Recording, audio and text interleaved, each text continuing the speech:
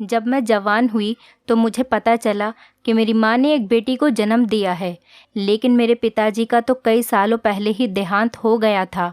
मुझे अपनी माँ से नफ़रत थी क्योंकि उन्होंने गलत काम किया, लेकिन मैं हैरान थी कि वो इस लड़की को छुपाकर क्यों रखती थी।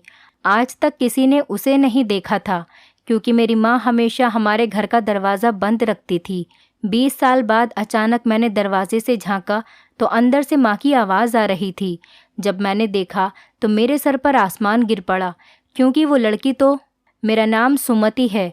मैंने अपनी ज़िंदगी के बहुत से साल अपनी माँ से नफ़रत में गुजार दिए, लेकिन मेरी माँ ने मुझसे हमेशा मोहब्बत की है। मुझे मेरी माँ ने हमारे रिश्तेदारों के बारे में कुछ नहीं बताया था। जब भी मैं उनसे पूछती तो वो हमेशा मुझसे यही कहती कि इस दुनिया में हमारा कोई नहीं है। मेरा भी मेरी माँ के अलावा और कोई नहीं था। जब मैं स्कूल जाने लगी थी तो मेरी माँ ही मुझे स्कूल छोड़ने जाती थी और लेने भी वही आती थी। मैं अपनी माँ के साथ ही सोती थी। अगर वो घर से कुछ देर के लिए भी किसी के पास चली जाती थी तो मुझे बहुत फ़िक्र होने लगती थी। मैं अपने घर के दरवाजे पर बैठकर रोने लगती थी। जैसे ही माँ को मेरी रोने की आवाज़ आती तो वो भागकर मेरे पास आती और मुझे गोद में उठा लिया करती थी और मुझे प्यार करने लगती।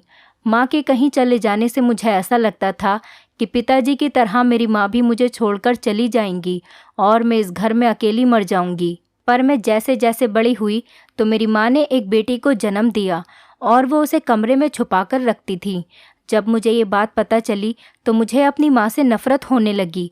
मुझे लगता था कि वो अच्छी औरत नहीं है क्योंकि मेरे पिताजी का तो मेरे बचपन में ही देहांत हो गया था। जैसे जैसे दिन गुजरते गए मैं अपनी माँ से और ज़्यादा नफ़रत करने लगी, लेकिन मेरी माँ हमेशा मुझे समझाती और मुझसे बात करने की कोशिश करती, लेकिन मेरी नफ़रत कम होने का नाम नहीं लेती थी।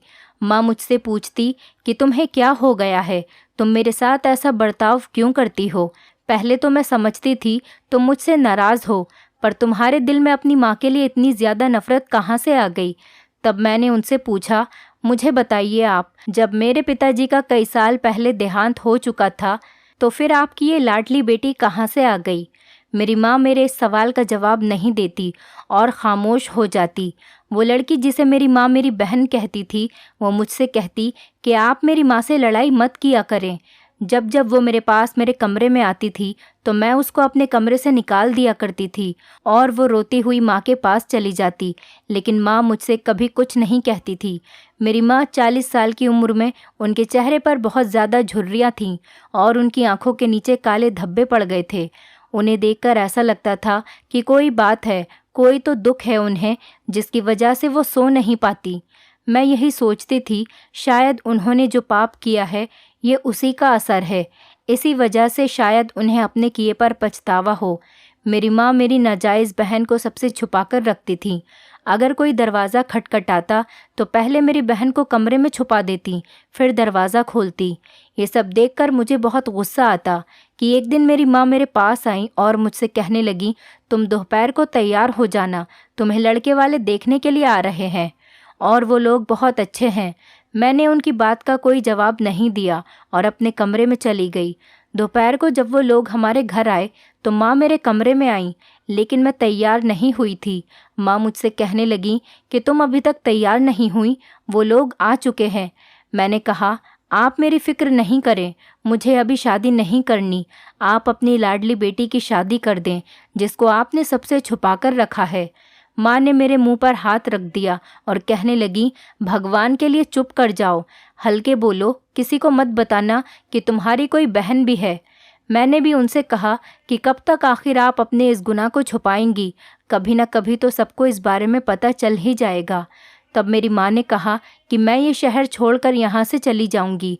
जब मैं 20 साल की हुई तो मेरी माँ ने एक बेटी को जन्म दिया, जबकि मेरे पिताजी का तो कई साल पहले ही देहांत हो गया था।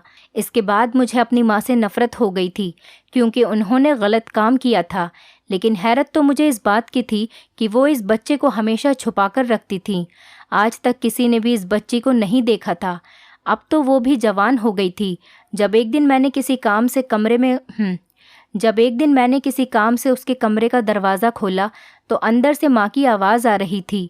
मैंने छुपकर अंदर झांका। मेरी सांसें रुकने लगी क्योंकि मेरी माँ उस मासूम लड़की के साथ बैठी रो रही थी और मैं उनकी बातें सुन रही थी, और जो बातें वो कह रही थी उसे सुनकर तो मेरे पैरों तले से ज़मीन निकल गई। मुझसे अपनी माँ को रोता हुआ नहीं देखा जा रहा था। मैं झट से अपनी माँ के पास गई। मैंने कहा कि अभी आप क्या कह रही थी? क्या हुआ है? आप मुझे सच क्यों नहीं बता देती? मेरी माँ ने कहा कि मैंने वादा किया था कि मैं कभी किसी को भी सच नहीं बताऊंगी, पर तुम्हारी नफ़रत अब मुझसे सही नहीं जाती। मैं क्या करूं? मैं अपनी एक बेटी की खातिर दूसरी को खुद से दूर कर रही हूं, पर अब मुझसे ये दुख सहा नहीं जाता। मैं नहीं चाहती कि कल को मेरे मरने के बाद भी तुम मुझसे नफ़रत करती रहो। तुम अपनी माँ को कभी भी खुशी से याद नहीं करो। तुम तो मुझसे इतनी नफ़रत करने लगी हो कि बात भी ठीक से नहीं करती। तुम्हें लगता है कि तुम्हारी माँ ने कोई पाप किया है, पर ऐसा नहीं है। आज मैं तुम्हें सारी सच्चाई बता देना चाहती हूँ। मैं अपनी माँ के पास जाकर बैठ गई और उनकी बात सुनने लगी। मेरी माँ ने मुझे बताया कि हम 5 बहनें थे और हमारा एक भाई था। मेरी सबसे बड़ी बहन जवानी में ही विधवा होकर घर वापस आकर बैठ गई थी। मेरी माँ ने इस बात का बहुत ज़्यादा सदमा लिया और बिस्तर पकड़ लिया। मेरे बाबा खेतों में काम करते थे। हम लोग एक छोटे से गांव में रहते थे। हमारे गांव के हालात बहुत ख़राब थे। वहाँ के सारे लोग मजदूरी करके ही अपना गुजारा करते थे। बस 2-3 ही लोग थे जो अमीर थे, लेकिन उनके पास इतना बड़ा दिल नहीं था कि वो किसी की मदद कर सकें। वो सिर्फ अपने बारे में ही सोचते थे। हमारा भाई सब बहनों में सबसे छोटा था। बाबा ने उसे स्कूल भेजना शुरू कर दिया। हमारा सबसे छोटा भाई और छोटी बहन दोनों स्कूल जाने लगे। बाबा ने कहा कि और बच्चे तो पैसों की वजह से नहीं पढ़ सके। हो सकता है कि ये दोनों ही पढ़ लिख कर कुछ बन जाएं और इन्हीं की बदौलत हमारे दिन बदल जाएं। हम सब बहनें घर पर सिलाई करते थे। उससे भी थोड़े बहुत ही पैसे मिलते थे, जो घर के राशन पानी में ही खर्च हो जाते। और जिन घर की औरतों के हम कपड़े सीते थे, वो हमें ज़्यादा पैसे नहीं देती थीं, लेकिन हम मजबूर थे। उनसे अगर कुछ कहते तो ये पैसे भी हाथ से चले जाते। पता नहीं भगवान ने उन लोगों को इतना छोटा दिल क्यों दिया था। वो लोग किसी गरीब की मजबूरी नहीं समझते थे। उनके दिल में कभी ये ख्याल नहीं आता कि हम लोग कितने मजबूर हैं। मेरी माँ बहुत ज़्यादा बीमार रहने लगी थी। मेरी दीदी ने कहा कि बाबा किसी से कर्ज लेकर माँ को शहर के किसी अच्छे बड़े डॉक्टर से इलाज करवा लेते हैं। हमसे दिन रात अपनी माँ का तड़पना नहीं देखा जाता। बाबा ने कहा कि मैं भी क्या करूं? मैं रोज़ बहुत ज़्यादा मेहनत करता हूं, लेकिन जिन लोगों के पास मैं काम करता हूं बहुत जालिम लोग हैं। मेरी छोटी सी गलती पर भी पैसे काट लेते हैं। अगर हम तुम्हारी माँ को शहर ले जाकर बड़े डॉक्टर को दिखा भी दें तो पहले तो वो रिपोर्ट करवाएंगे, उसी में ही हमारे हज़ारों रुपये खर्च हो जाएंगे। फिर आगे इलाज करने के लिए पैसा कहाँ से आएगा? अभी तो पुराना कर्जा ही नहीं चुकाया है, और कौन हम गरीबों को उधार देगा? मैं खुद बहुत ज़्यादा परेशान हूँ। जहाँ भी देखता हूँ हर रास्ता बंद नज़र आता है। मेरी माँ को बहुत ज़्यादा दर्द होता और वो रोने लगती। मेरी बहनों की भी शादी की उम्र हो रही थी। बाबा और माँ बहुत ज़्यादा परेशान थे। एक दिन माँ ने कहा कि इस घर को गिरवी रखकर पैसे ले लो, किसी तरह बेटियों का फ़र्ज़ तो अदा करें। शादी के बाद हम थोड़े थोड़े पैसे वापस कर देंगे। हमने बाबा को अपना घर गिरवी रखने से मना किया, लेकिन उन्होंने हमारी बात नहीं मानी और घर को गिरवी रखवा दिया। बाबा पैसे लेकर घर वापस आ रहे थे। गर्मियों के दिन थे, धूप बहुत तेज़ थी। बाबा भूखे प्यासे थे और रास्ते में ही उनको चक्कर आ गए और वो वहीं पर गिर गए। कुछ लोग उन्हें घर पर लेकर आए। जब उन्हें होश आया तो उनके पास पैसे नहीं थे। ये देखकर बाबा बहुत ज़्यादा परेशान हुए और रोने लगे। जब हमने बाबा से पूछा तो उन्होंने हमें पूरी बात बताई। हम लोग भी उनकी बात सुनकर रोने लगे, क्योंकि हमारे पास एक हमारा घर ही था, वो भी बाबा ने गिरवी रख दिया था और उसके पैसे भी चोरी हो चुके थे। ऐसा लगता था कि अब हमारी सांसें रुक जाएंगी।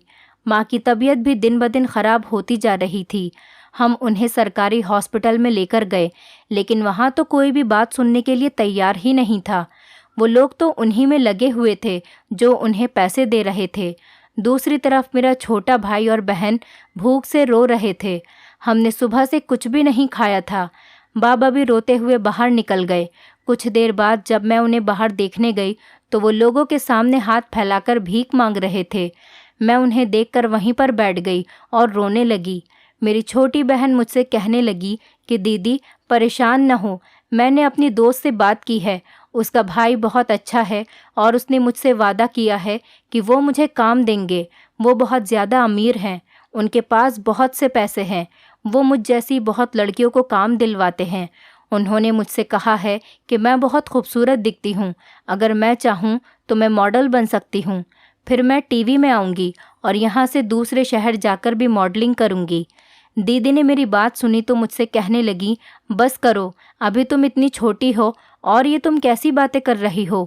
हम लोगों को भूखे मरना मंजूर है, लेकिन तुम्हें कभी भी कोई गलत काम नहीं करने देंगे। मैंने सुना है कि जो लोग ये काम करते हैं उनका अंजाम बहुत बुरा होता है और कोई भी बिना किसी मतलब के किसी गरीब लड़की की मदद नहीं करता और ना ही उसको कोई काम देता है।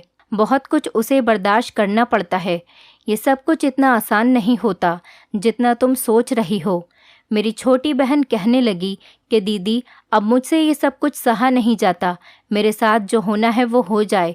मेरी ज़िंदगी चाहे किसी भी मोड़ पर चली जाए, लेकिन मैं तुम लोगों को इस हालत में नहीं देख सकती। वो सामने देख रही थी हमारे बाबा कितने मजबूर और लाचार हैं और लोगों के सामने हाथ फैलाकर भीख मांग रहे हैं, सिर्फ 2 रोटियों के लिए, ताकि हम लोग कुछ खा सकें, हमारी माँ का इलाज हो जाए।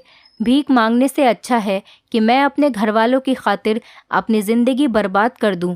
मैंने अपनी छोटी बहन को बहुत समझाया, पर वो मेरी बात नहीं मानी। वो कह रही थी कि मैं तुम सबको इस हाल से निकाल कर ही मरूंगी। अगर हम इसी हाल में हमेशा रहेंगे तो कभी भी किसी की शादी नहीं हो पाएगी।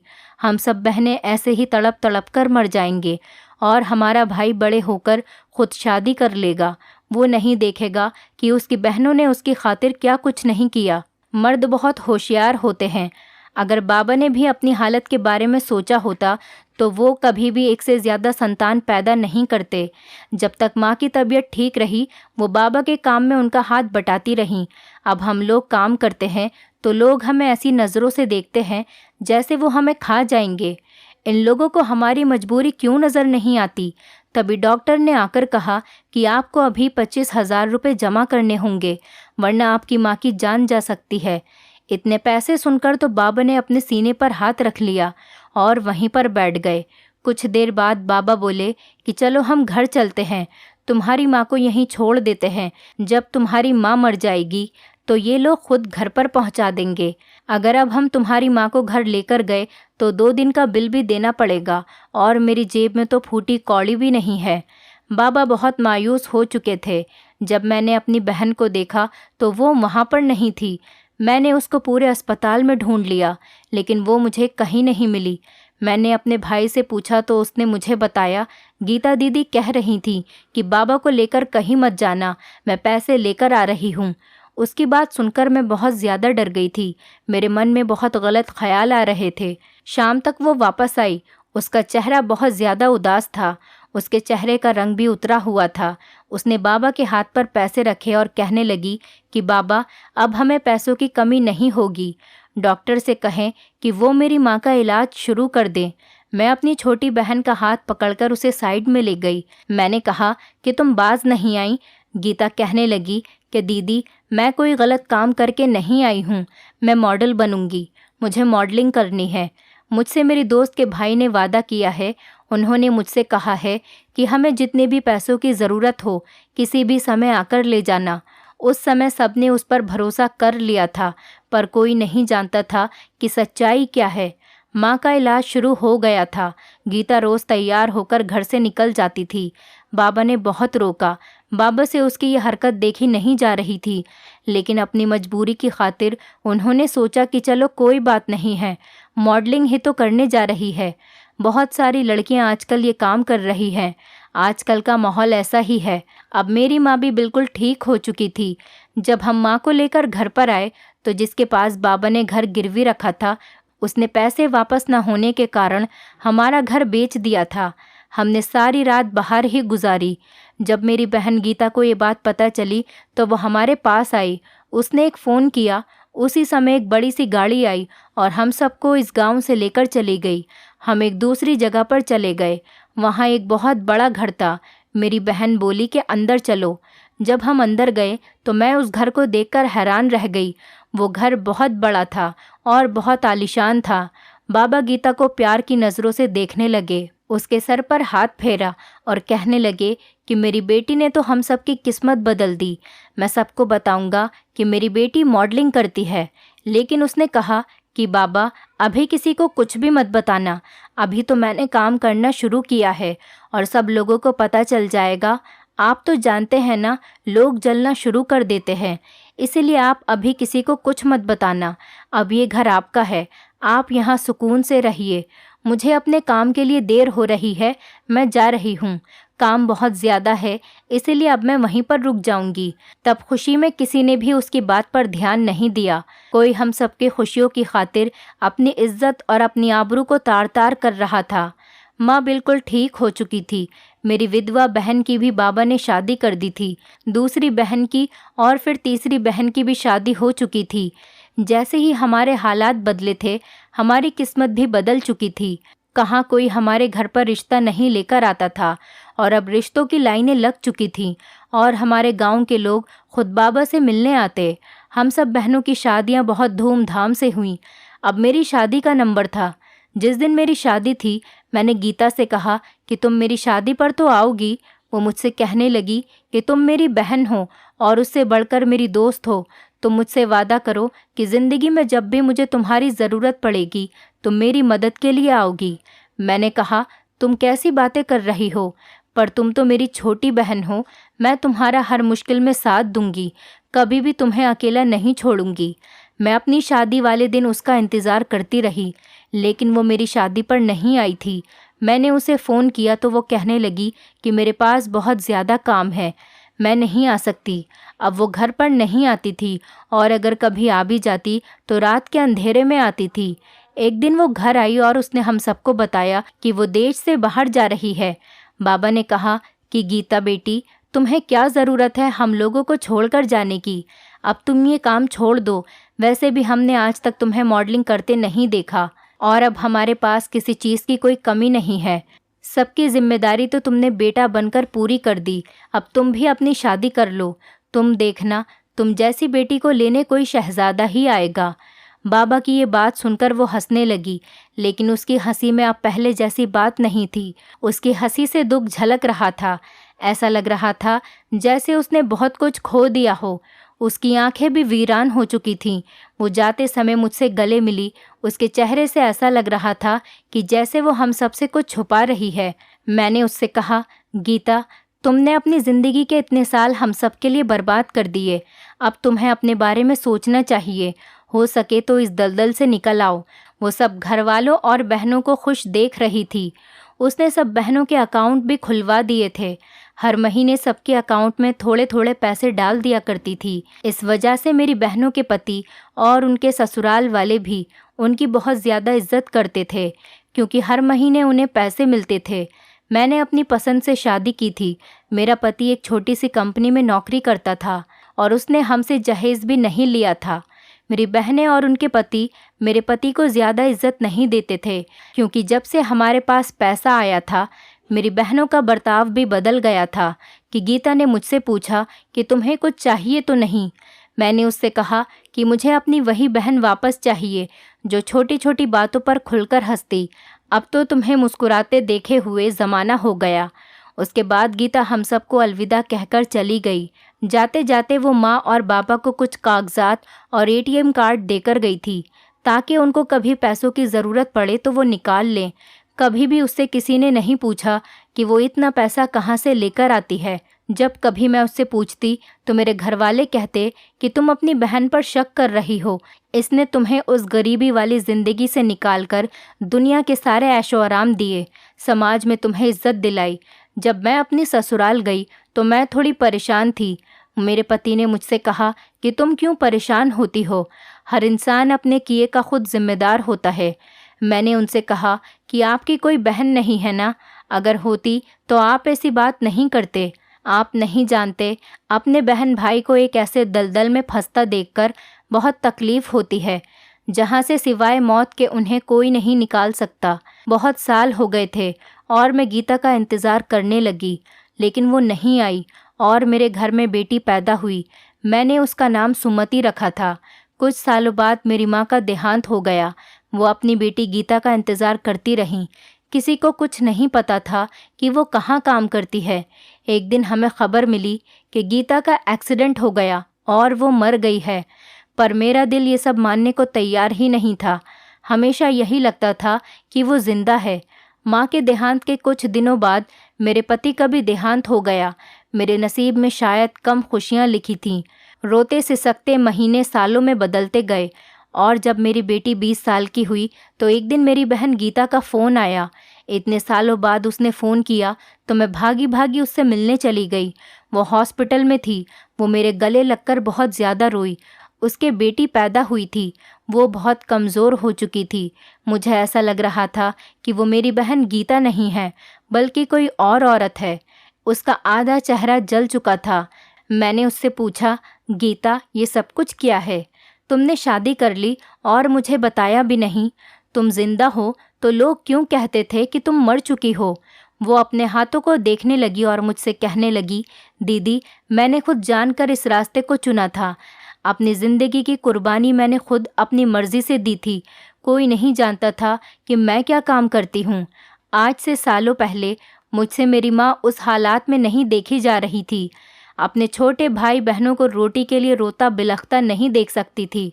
जब मैं अपने दोस्त के भाई के पास गई तो उसने मुझे ऑफ़र दी थी मॉडलिंग करने की। उसने मुझसे कहा कि उसे पहले तुम्हारी एक्टिंग भी तो देखनी है। मैंने उससे कहा कि जल्दी बताइए मुझे क्या करना होगा, क्योंकि मुझे हॉस्पिटल पैसे लेकर जाने हैं। उसने मुझसे कहा कि अगर तुम्हें इतनी ही जल्दी है तो ये लो पैसे। मैं पैसे लेकर हॉस्पिटल आ गई, लेकिन उसने पैसे देने से पहले जो बात मुझसे कही थी, दुनिया के सारे मर्दों से मेरा भरोसा उठ गया था। आपने सही कहा था, कोई भी बिना किसी लालच के किसी की मदद नहीं करता, और गरीब लड़की की तो बिल्कुल भी नहीं। फिर जब उसका मुझसे दिल भर गया तो उसने मुझे कोठे पर बेच दिया। वहाँ जाकर मुझे पता चला कि ये कितनी मासूम लड़कियों को अपना शिकार बना चुका है। और फिर मैं सब कुछ अकेली सहती रही। समय गुजर रहा था, लाखों मिलते गए, मेरे पास तो कुछ नहीं रहा था। इज्जत की ज़िंदगी क्या गुजारती। इसीलिए मैंने सोचा कभी अपने घर वालों को कुछ नहीं बताऊंगी। तुम सबकी शादियां हो गईं। जब मैं तुम सबको खुश देखती तो मेरा दिल भी करता कि मेरा भी एक छोटा सा परिवार हो, पति हो और बच्चे हों। फिर मुझे अपने काम की याद आ जाती। अगर मैं अपना काम छोड़ देती तो मेरे माँ बाप बहन भाइयों का क्या होता? कोई भी मेरे घर वालों के बारे में कुछ नहीं जानता था। मैंने कभी भी किसी से तुम लोगों की बात नहीं की। इसी वजह से मैं कभी किसी के सामने नहीं आई, क्योंकि अक्सर शरीफ मर्द नेक लोगों की भीड़ में ही छुपे होते हैं और रात के अंधेरे में कोठों पर आते हैं। दिन के उजाले में इतने शरीफ बनकर घूमते हैं। सालों ऐसे ही गुजर गए। एक दिन कोठे पर एक लड़की आई जो मुझसे बहुत ज़्यादा जलती थी और मेरी जगह लेना चाहती थी। उसे लगता था ये सब कुछ बहुत आसान है। उसने मेरा चेहरा जला दिया। जब उसने मेरा चेहरा जलाया था तो मैं बहुत तड़पी थी, लेकिन जब मुझे होश आया तो मुझे अपनी कोई फ़िक्र नहीं थी, क्योंकि अपनी परवाह तो उन लोगों को होती है जो जीना चाहते हैं, जिनका कोई होता है। फिर जब उन लोगों को मुझसे कोई फ़ायदा नहीं मिल रहा था तो उन्होंने मुझे वहाँ से निकाल दिया। जो आदमी मुझे कोठे पर छोड़ कर गया था, उसकी बेटी भी उसी कोठे की जीनत बनकर बैठ गई थी। इस सदमे से वो पागल हो गया था। उसने मेरे साथ गलत किया था और ना जाने कितनी लड़कियों की ज़िंदगी बर्बाद की थी। उसके किए की सज़ा उसे मिल गई थी। उसकी बेटी को भी यही काम करना पड़ा। समाज में हर घर में कोई ना कोई कहानी मौजूद होती है। किसी के साथ अच्छा होता है, किसी के साथ बुरा, और कुछ ख़ानदान की इज्जत बचाने के लिए इस पर हमेशा के लिए पर्दा डाल दिया करते हैं। शायद मैं उस दिन मर जाती, लेकिन एक आदमी ने मुझे बचा लिया। मैंने उसे अपने बारे में सब कुछ बता दिया तो उसने मुझसे कहा कि क्या तुम मुझसे शादी करोगी? वो भी मेरी तरह हालात का मारा था। मैंने उससे शादी कर ली। उसने मुझे मेरे अतीत और मेरे जले हुए चेहरे के साथ अपनाया। मेरी शादी को 2 साल हो गए जब डॉक्टर ने बताया कि मैं माँ बनने वाली हूँ। ये सुनकर ही मैं डरने लगी थी, क्योंकि मुझे लग रहा था कि अगर कोठे वालों को पता चल गया कि मेरी बेटी हुई है तो वो मुझसे छीन लेंगे। मैंने अपने पति से कहा कि हम यहाँ से भाग जाते हैं और मेरी बात सच निकली थी। वो लोग मेरा पीछा करने लग गए थे। 2 महीने पहले ही मेरे पति का देहांत हो गया। मेरा पति बहुत अच्छा था और मुझसे बहुत प्यार करता था। कभी भी उसने मुझे मेरे अतीत का ताना नहीं दिया। वो मुझसे कहता था कि गीता, तुम मेरी पहली और आखिरी मोहब्बत हो, और तुम जानती हो कि वो बचपन से मुझे पसंद करता था। वो हमारे गांव में ही रहता था। वो जब काम करने बाहर गया था तो हम लोग वहाँ से दूसरे घर में शिफ्ट हो गए थे। फिर वो इतने सालों बाद मुझे यहाँ मिला, लेकिन हमारा साथ कुछ ही साल का था। आज मेरी बेटी पैदा हुई है। कल को जब ये जवान होगी और इसे पता चलेगा कि इसकी माँ कौन थी, तो ये मुझसे नफरत करेगी। इसीलिए तुम मुझसे वादा करो कि इस बच्ची को तुम माँ बनकर पालोगी और कभी भी इसे गीता नहीं बनने दोगी। उसके बाद मेरी बहन मर गई और मैं इस बच्ची को लेकर घर आ गई। तुमने कहा कि इस बच्चे को मैंने जन्म दिया है, तब मुझे यही ठीक लगा और मैंने तुमसे हाँ कह दिया। इसलिए मैं तुम्हारी नफरत बर्दाश्त करती रही और इस बच्चे को सबसे छुपा कर रखा। मुझे डर था कि कहीं कोई मेरी बहन की निशानी को मुझसे छीन कर न ले जाए। माँ अपनी कहानी सुनाते सुनाते हुए बहुत ज़्यादा रो रही थी। मैं अपनी माँ को क्या समझ रही थी। मैंने अपनी माँ से अपने बर्ताव के लिए माफ़ी मांगी। हमने वो मोहल्ला छोड़ दिया। माँ के कहने पर हम दोनों बहनों ने शादी कर ली और कभी इस राज को कोई नहीं जान सका। मेरी छोटी बहन मेरी मासी की बेटी है, जिसे मैंने हमेशा नाजायज़ समझा था। मेरी माँ का दुख बहुत बड़ा था। उसने अपनी ज़िंदगी में बहुत ज़्यादा तकलीफ़ बर्दाश्त की थी। हर इंसान की ज़िंदगी में बहुत सी कहानियाँ होती हैं, बहुत से दुख होते हैं जिनको हम जानने की कोशिश नहीं करते, क्योंकि हमें लगता है कि हमारे अपने दुख ही बहुत हैं। औरों के दुख सुनकर क्या होगा, पर हम किसी के लिए कुछ नहीं कर सकते। तो कम से कम अपने अल्फाजों से उसे तसल्ली तो दे सकते हैं। हो सकता है कि हमारे चंद अल्फाजों से किसी के आंसू थम जाएं, किसी का भला हो जाए और कोई जीना शुरू कर दे। दोस्तों, उम्मीद करती हूँ आपको हमारी कहानी पसंद आई होगी। कहानी पसंद आई है तो वीडियो को लाइक करें, चैनल पर नए हैं तो चैनल को सब्सक्राइब करें और हाँ, नोटिफिकेशन बेल को ज़रूर दबाएं ताकि अगली अपडेट सबसे पहले आपको मिले।